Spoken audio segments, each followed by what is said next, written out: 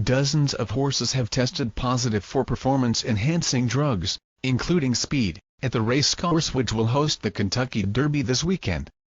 Official records seen by Daily Mail Online show that a total of 46 horses tested positive at Churchill Downs for unsafe levels of permitted substances, or for banned substances, in 2014. One even tested positive for the presence of methamphetamine, which is better known as speed, the documents disclosed.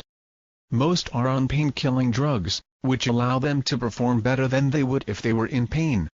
The figures, from Kentucky Horse Racing Commission papers, could be the tip of the iceberg, as only horses which have been placed first, second or third are subject to mandatory post-competition doping tests.